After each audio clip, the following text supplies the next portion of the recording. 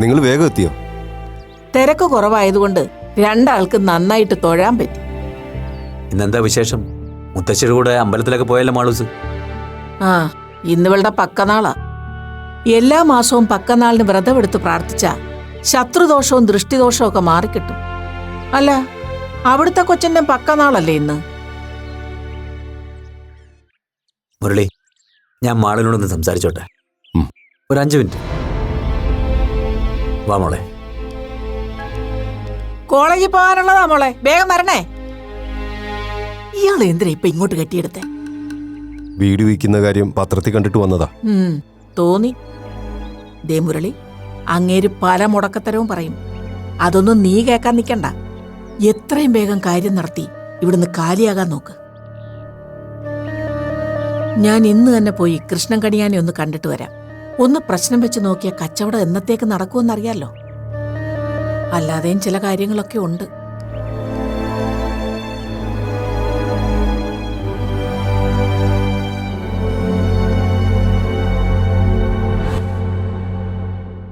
ഒന്നും എനിക്കറിയില്ല അങ്കിൾ. അച്ഛനും അമ്മയും മുത്തശ്ശിയും കൂടി എന്തൊക്കെയോ തീരുമാനിക്കുന്നു. പെട്ടെന്നൊരു ഷിഫ്റ്റിംഗ് മോളുടെ സ്റ്റഡീസിനെ ബാധിക്കില്ലേ? അതെങ്കിലും മുരളി അശ്വതി ഓർക്കണമായിരുന്നു. ഇവിടുന്ന് പോകാൻ എനിക്കൊരാഗ്രഹമില്ല അങ്കിൾ. മാറണ്ടെന്ന് ഞാൻ അച്ഛനോടും അമ്മയോടും ആവതും പറഞ്ഞു നോക്കി. പക്ഷെ എല്ലാ അപ്പു കാരണമാണെന്ന് മുരളി എന്നോട് പറഞ്ഞു കഴിഞ്ഞു. അപ്പുവിനിപ്പോൾ എല്ലാവർക്കും പേടിയാ. മോളുടെ അച്ഛനും അമ്മയ്ക്കും മുത്തശ്ശിക്കും മാത്രമല്ല, എനിക്കും ഗീതയ്ക്കും വരെ പേടിയാവളെ. ശരിക്കും പേടിക്കേണ്ടവളാണ് അവള്. അതെന്തിനാണെന്ന് എനിക്ക് മനസ്സിലാവുന്നില്ല അങ്കിൾ. അതിനും വേണ്ടി അപ്പു ചെയ്ത തെറ്റെന്താണെന്നും. തെറ്റ് തന്നെയാണ് അവൾ ചെയ്തത്, ചെയ്യുന്നതും. പ്രകൃതിക്കൊരു താളമുണ്ട്, നിയമവും. നമ്മളെ തെറ്റിക്കാൻ പാടില്ല. അപ്പോ അത് ചെയ്തു. അരുതാത്തത് മോഹിച്ചു. പക്ഷെ അങ്കിൾ, അത് അപ്പുവിന്റെ മാത്രം തെറ്റാവുന്ന എങ്ങനെയാ? അവളുടെ മനസ്സങ്ങനെയായി പോയതിന് അവൾ എന്ത് പഴിച്ചു? അങ്ങനെ ആവാൻ പാടില്ല മാളു. അഥവാ അങ്ങനെ ആയാലും ആരെയും അറിയിക്കാതെ ആ മനസ്സ് തിരിച്ചു പിടിക്കാൻ ശ്രമിക്കണം. അപ്പോ അതല്ലല്ലോ ചെയ്തത്. അപ്പോ അതിനൊക്കെ ശ്രമിച്ചതാ അങ്കിൾ, എനിക്കറിയാവുന്ന കാര്യമാണ്. പക്ഷെ അവൾ അതിൽ വല്ലാതെ പരാജയപ്പെട്ടു. വേണ്ട മാളു, അവളുടെ കാര്യം വിട്ടേക്ക്. ഞാൻ മോളെ വിളിച്ചത് അത് പറയാനല്ല.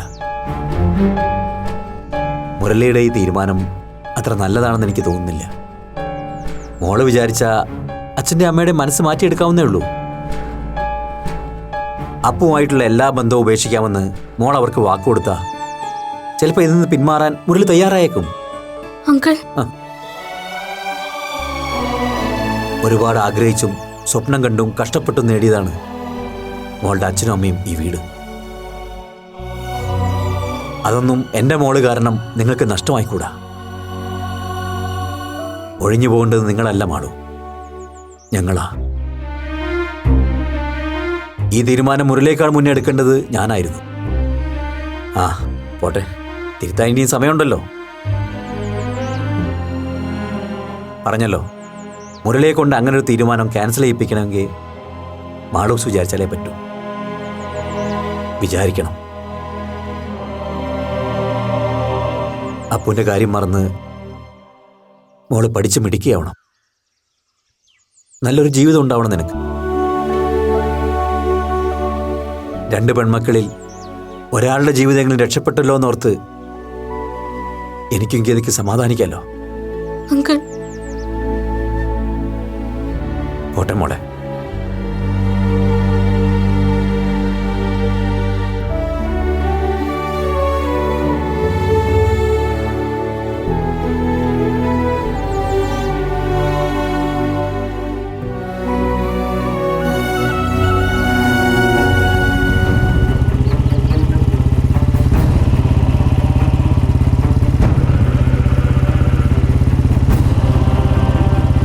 ഇത്രയും നാളെ നിന്റെ ഇഷ്ടത്തിന് ജീവിക്കാൻ വിട്ടത് ഞാൻ ചെയ്ത തെറ്റ്.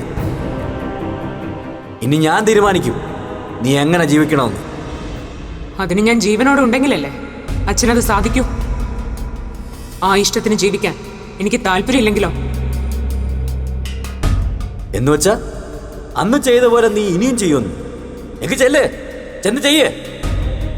ഇനി നീ അതിന് ശ്രമിച്ച രക്ഷപ്പെടുത്താൻ പോയിട്ട് ഒന്ന് തിരിഞ്ഞു നോക്കാൻ പോലും ഞാൻ വരില്ല.